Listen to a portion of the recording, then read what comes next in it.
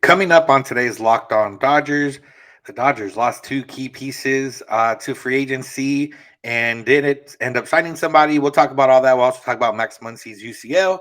That's what's coming up on today's Locked On Dodgers.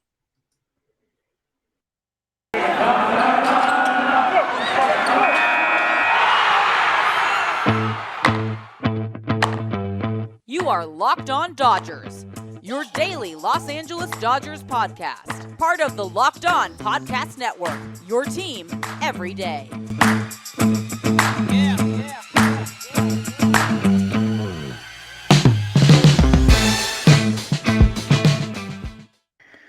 Yo, Dodger fans. This is Locked On Dodgers. I'm Vince Samperio, Chavez Fiends.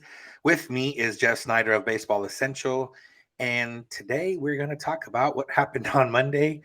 Probably not the best Monday for Dodger fans, but we're going to maybe talk you off the ledge a little bit, reminisce a little bit, and just, I guess we have news to talk about. We should be thankful for that to a certain extent. But that's what we're going to get into. We want to, first of all, remind you and thank you for making us your first listen every single morning. We are free and available wherever you get podcasts and on YouTube. We're here every weekday morning for you. All right, Jeff. Well, first off, the Dodgers lost Corey Seager to a 10-year, $325 million deal with the Rangers. They lost Max Scherzer to a 3-year, $130 million deal with the Mets. And we found out that Max Muncy has a torn UCL, which we'll get into later, and that they signed Daniel Hudson to a 1-year deal, which we'll also get into later. But based on tenure, let's go with Corey Seager and initial thoughts. And we'll do initial thoughts first and then get into, maybe a little bit of Corey Seager reminiscing and then, what the Dodgers can do now or what the Dodgers should do now. Yeah, overall, I mean, obviously it's really sad to have Corey Seager leaving the Dodgers. He's one of my favorites. He's been with the Dodgers, his whole professional career. We've watched him come up. He, won the Rookie of the Year award, finished third in MVP voting as a rookie, I think. And, when he's been healthy, he's been awesome. And so losing him is a bummer. But if someone was going to pay him 10 years, $125 million, I think I'm glad it's not Dodgers. It's one of those things where I would have loved to have Corey for the next 6 or 7 years at almost any price, within reason. But a 10-year deal at that price, like, I feel like as much as we all know and understand and believe that the Dodgers basically print money and can spend as much as they need, the fact is that doesn't mean they will, and so being tied down by that contract for a guy who, whether you want to call Seager injury prone or not, obviously the injury in 2021 was a fluke. He got hit by a pitch, but you and I both speculated even before that he was nursing some other injury, and his defensive numbers both kind of bear that out, that he wasn't at his best before the broken hand, and then he was at his best after that. And so there may have been some injuries we didn't know about. And so, if he's getting paid 30, I guess the math is easy, $32.5 million a year for 10 years. If he's going to play 110 games a year, that's a challenge for whoever's paying him all that money. And so, all in all, I will miss Corey. I'm sad that Corey's leaving, but if that's the contract he got, I'm glad it was from somebody else. Yeah, initial thoughts. I mean, shocked to a certain extent, not because of the Rangers, because he was already linked to the Rangers and that had been something that was brought up. But the Rangers had just spent on Marcus Semien, and you thought maybe that's their big expenditure. Maybe they didn't want to go big on a guy like Corey or Seager, and that's the way they were going. And no, that's not the way they were going. They ended up giving up even more money and now have committed $500 million to their probably two middle infielders of the future. And yeah, when it comes to Seager, it's weird because the whole season I was like, okay, this is Seager's last year. He's not coming back. Like, the Dodgers aren't going to pay that much. And then it kind of started, like, the teams that might have paid him or were going to pay him started kind of dwindling. I didn't think any of the shortstops were going to get this much money or that long of a contract. I thought Lindor, the money they gave Lindor would have maybe made some people back off a little bit just because he didn't have the greatest first season. And, it's tough to commit that much money. And then No, he still got it. Scott Boras will always find a sucker, and I'm not saying the Rangers are going to be a sucker, but to pay that much, I don't think anyone was really within that realm to pay Corey Seager. I'm not sure. I doubt they were bidding against the Dodgers for that much money. Maybe they were bidding against some other teams. The Yankees were also mentioned, but at the end of the day, the Rangers wanted to make a splash, and then they made their splash. And let's kind of transition into Corey Seager. You talked about a little bit, Rookie of the Year, MVP, NLCS MVP, World Series MVP, a lot of big moments, a lot of clutch hits. Some of my favorite Seager moments were anytime he showed emotion, just because he had kind of that stoic presence, and you weren't sure if he could show emotion the first time. I really remember it was in the 2017 World Series. Ended up losing that game, but when he hit that home run, that was the biggest emotion we had seen from him at that time. He showed a little bit more in the World Series last year, and had showed it at different times throughout his career. But it's nice to have a guy that you can just put anywhere 2 through 5 in your lineup, and he's going to be a good hitter. Doubles hitter, led the league in doubles last year, even though he didn't play that off or whatever year and didn't play that much. So yeah, I'll miss Seager. I won't miss his defense that much. I'll definitely miss his offense. And I don't know. There's not really any other standout moments other than him showing emotion. That's kind of the standout for me, I guess. Yeah, I remember he was the first time I was ever in person at a 3 home run game. He hit 3 homers against the Braves.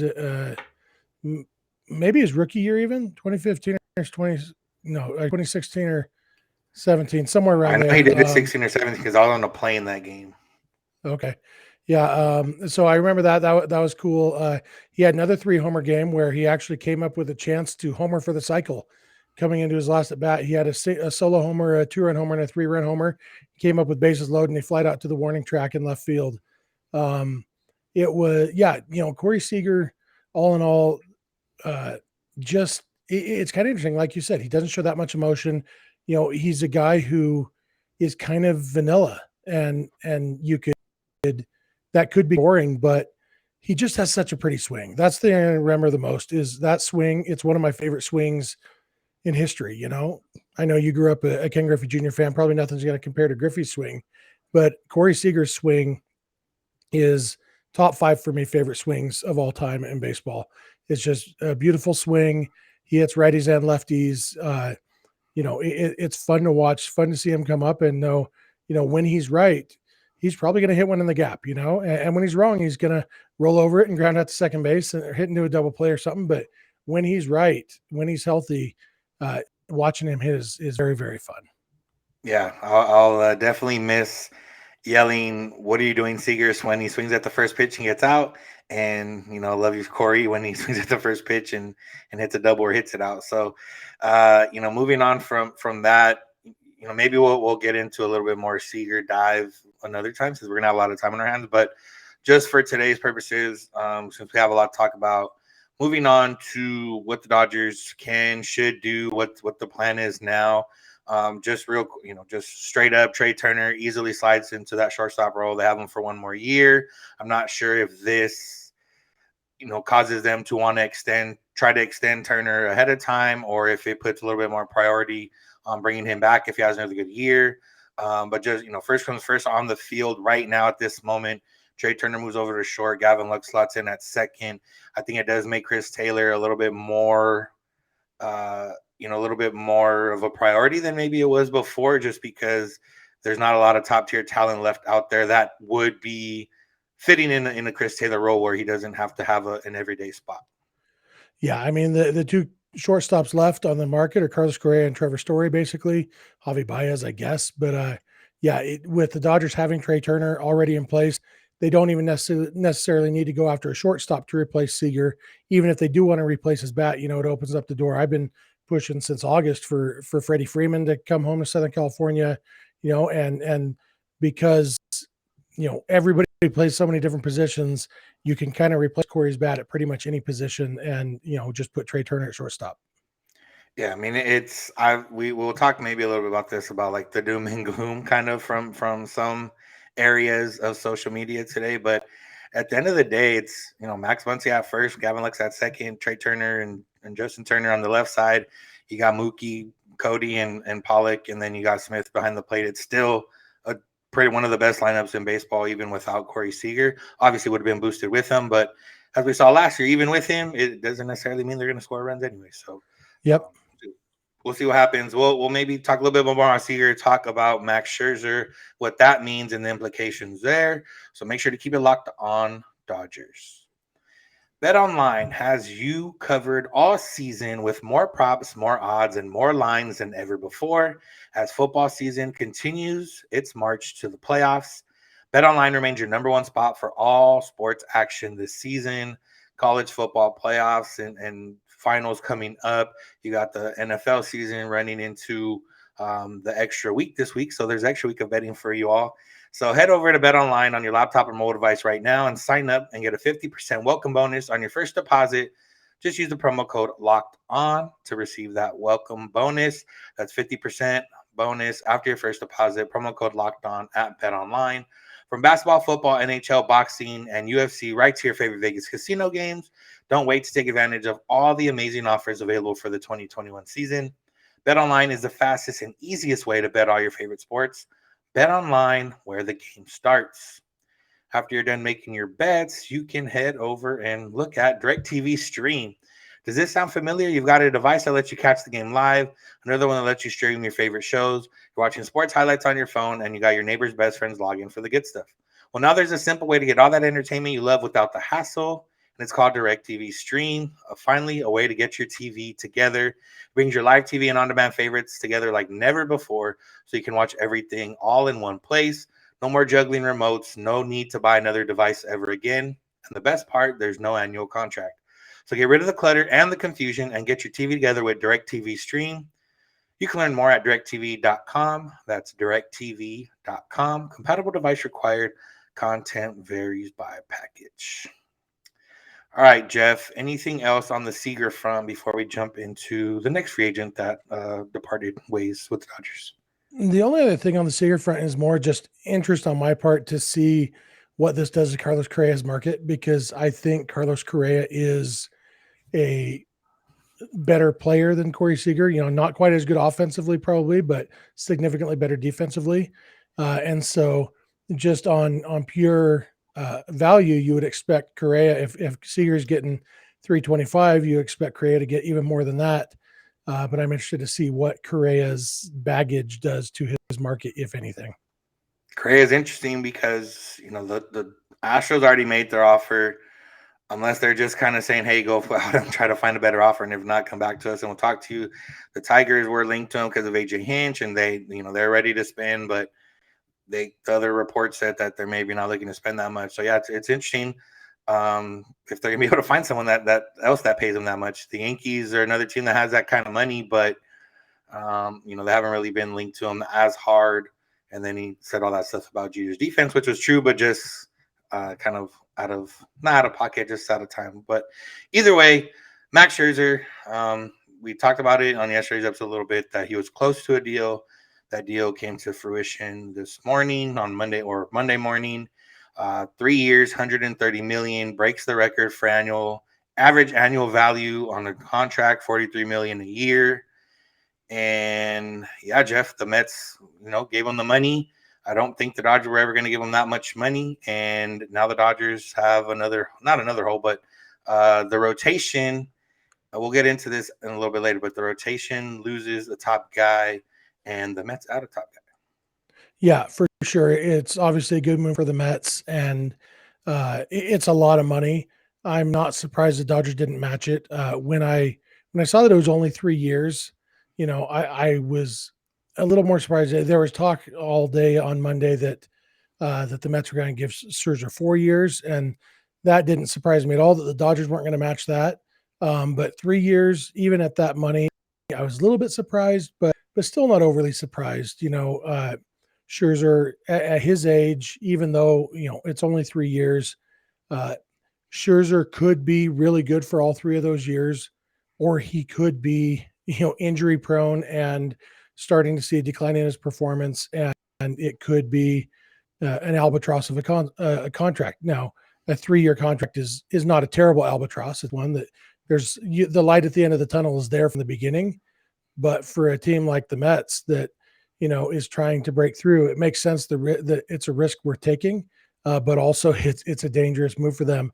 And for a team like the Dodgers that is in contend every year mode, paying a guy that much money when he might, when there's so much uncertainty about what he's going to be, it's not surprising at all. It's disappointing. You and I talked the other day about, I think it was you and me. Anyway, about how cool it was to see Max Scherzer in a Dodger uniform, and I mean that's a future Hall of Famer, and so is Clayton Kershaw. But we've seen Clayton Kershaw since he was a rookie, and having Scherzer come in as a fully grown, already bona fide, heading to the Hall of Fame, it's kind of like Albert Pujols, except Scherzer was also still at the top of his game, and so seeing him in that uniform up close, and it was cool, and it would have been a lot of fun to have that for another year or two. But I'm not surprised that Scherzer went out and got the money. I think he deserves it, and I'm happy for him, and I'm happy for the 3 months that we got with Scherzer. Happier with the first 2.5 months than the last couple of weeks. But all in all, yeah, he earned his contract, went and got it, and again, I can't say that I'm heartbroken that it's not the Dodgers giving him all that money, kind of like Seager, even though it is a much shorter contract. Yeah, the report was that the Angels were, I guess, second place in the bidding, and then the Dodgers were after that.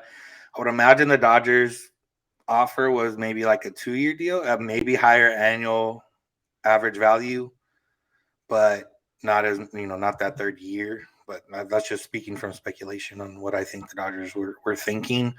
When it comes to the Mets, they're in a different.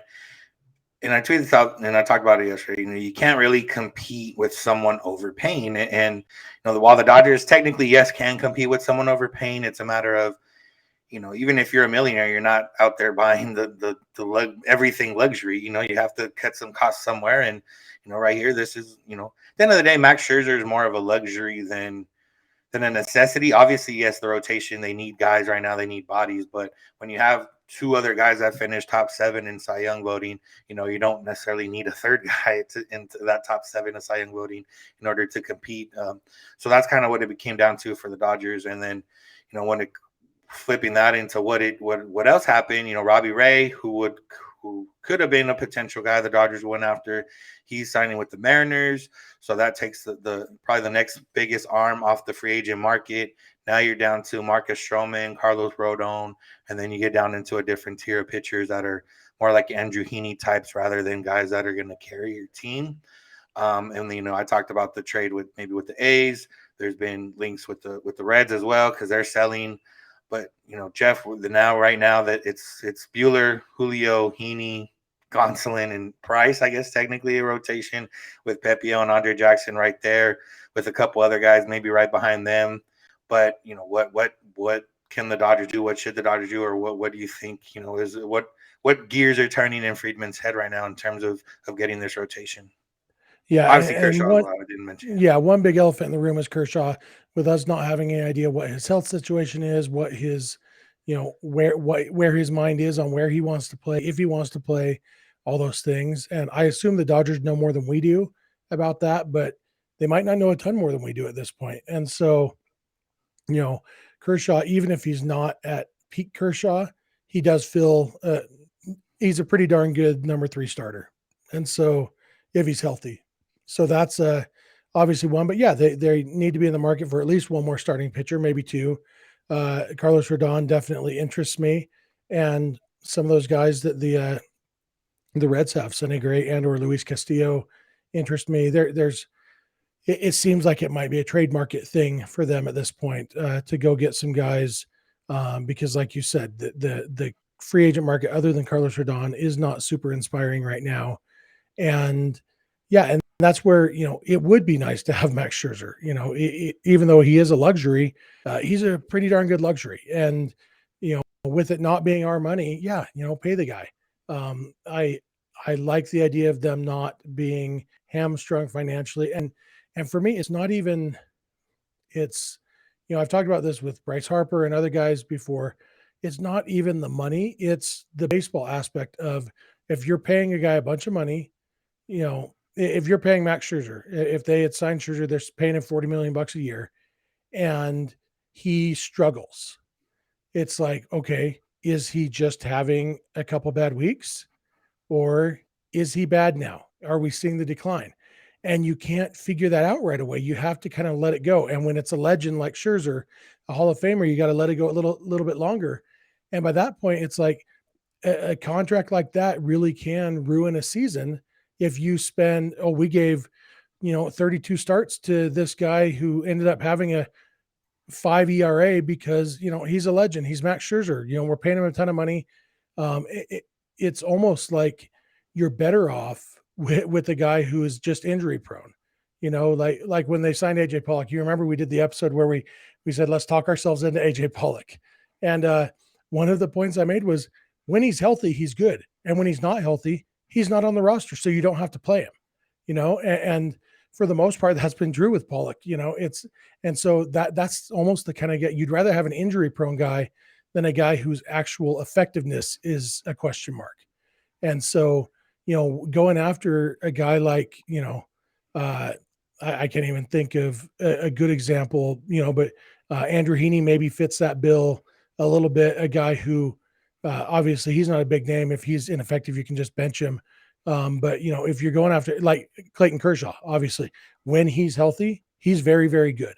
And so there's not much risk, however much you pay Kershaw, because that's just money. There's not much risk of Kershaw taking a roster spot and being bad, because if he's bad, it's because he's hurt and he'll be on the injured list. And so, that's kind of the thing. Andrew Friedman has done a pretty darn good job over the years of identifying those guys. And there's a lot of jokes, when they signed Brandon McCarthy and Brett Anderson and Scott Kazmir and all those guys.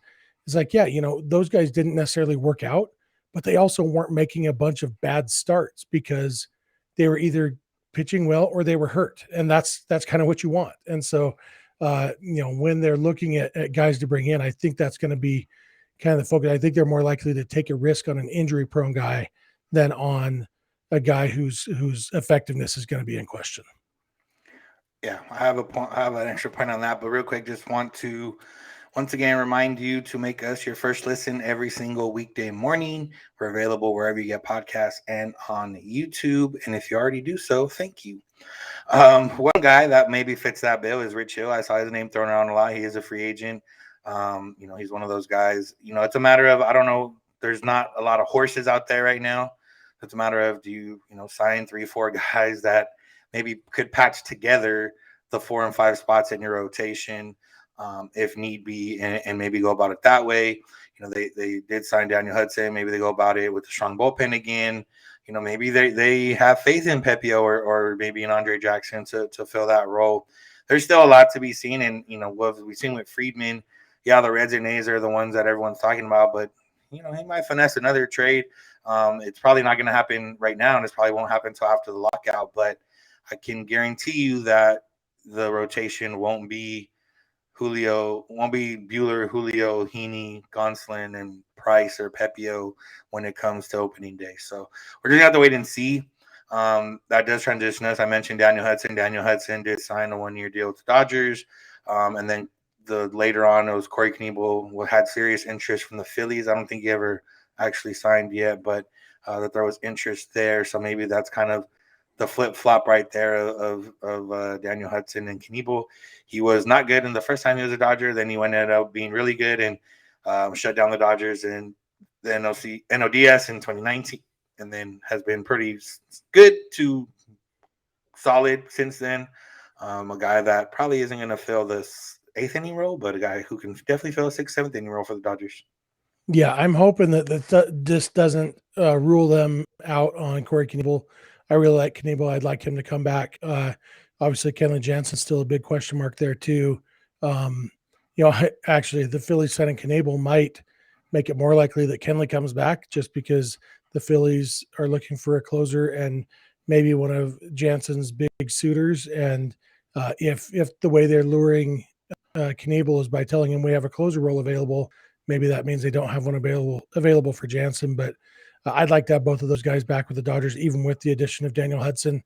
Like you said, he wasn't great his first time with the Dodgers, My strongest memory of Daniel Hudson with the Dodgers is a game on the 4th of July when he got ejected because the umpire, basically in a stretch position, he was holding the ball in front of his right hip, and the rule says you either have to have the ball in your glove and your empty hand visible to the runner, or the ball in your hand and visible to the runner.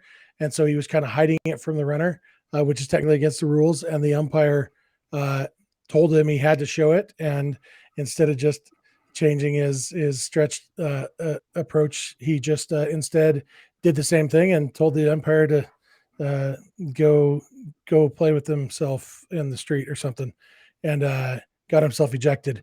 And he showed a little bit of fire that day. It was like, it was like that was kind of the only fire we saw from Daniel Hudson. But I kind of liked that version of Daniel Hudson. Just kind of had some attitude, and so, like you said, he's turned into a pretty good pitcher since then. Obviously, he was a good pitcher before then. He's been through a few Tommy Johns over the years, and it has a lot of potential. And so I like that addition to the Dodgers bullpen, but I do hope that it doesn't rule out Corey Knebel.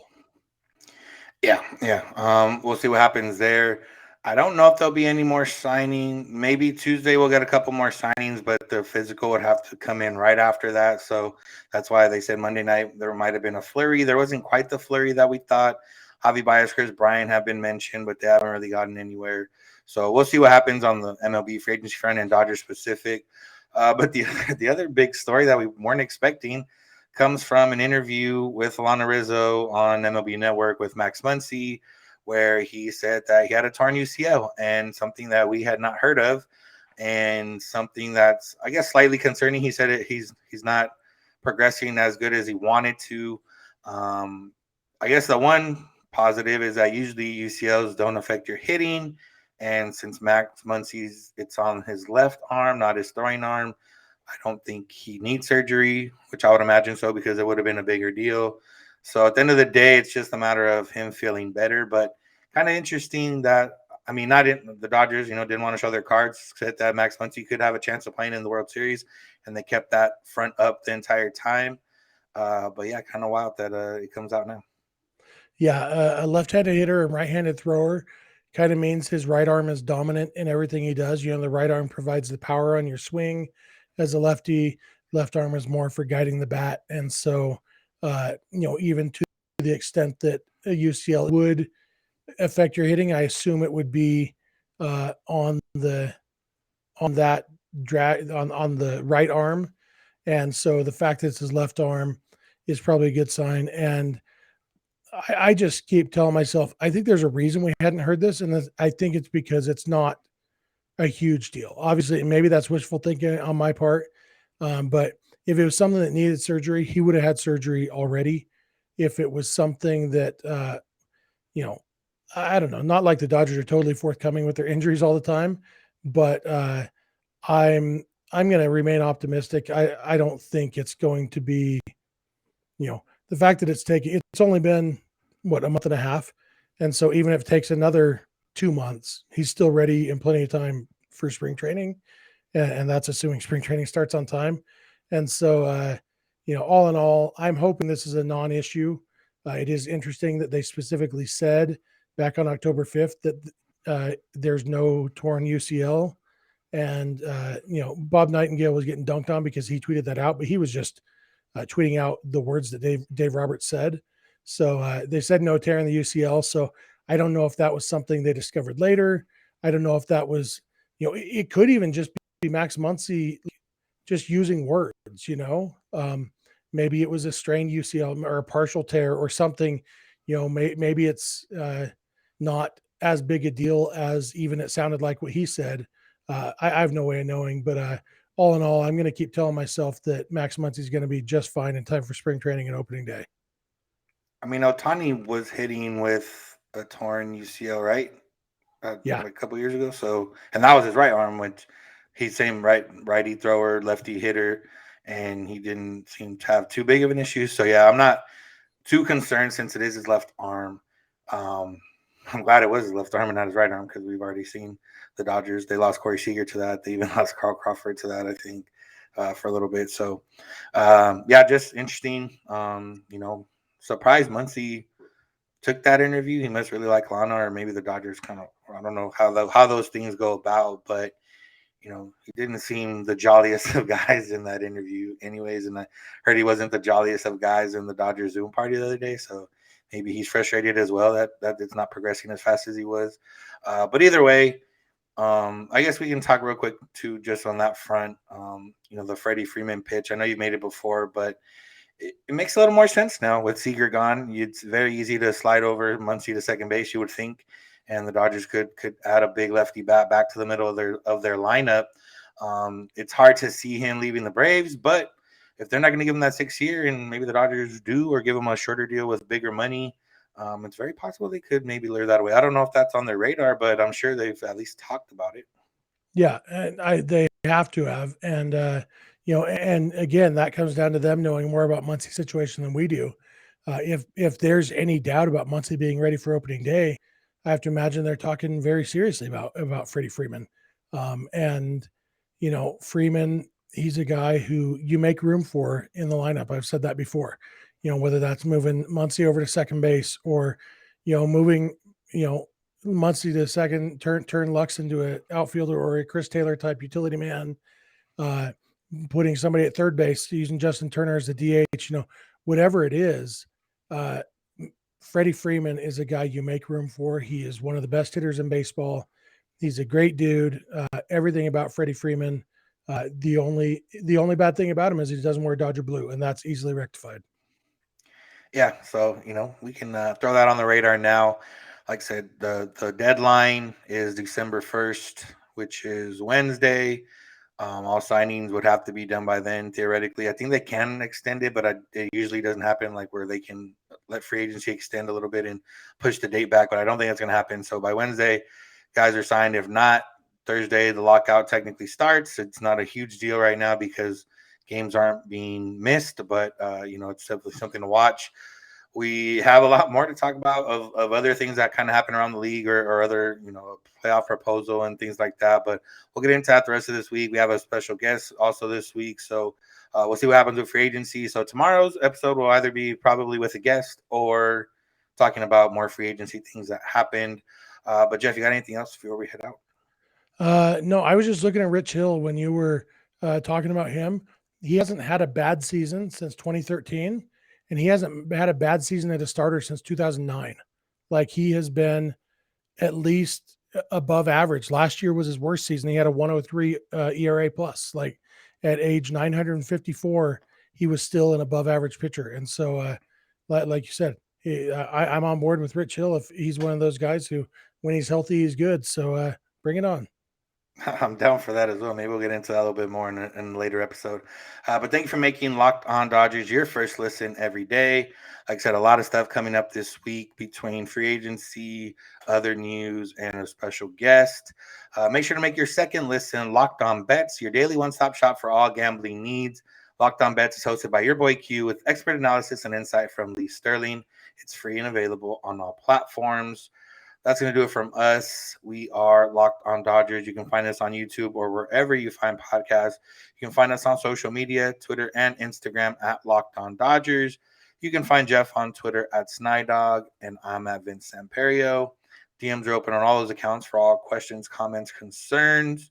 You can also send those to email lockedondodgers@gmail.com.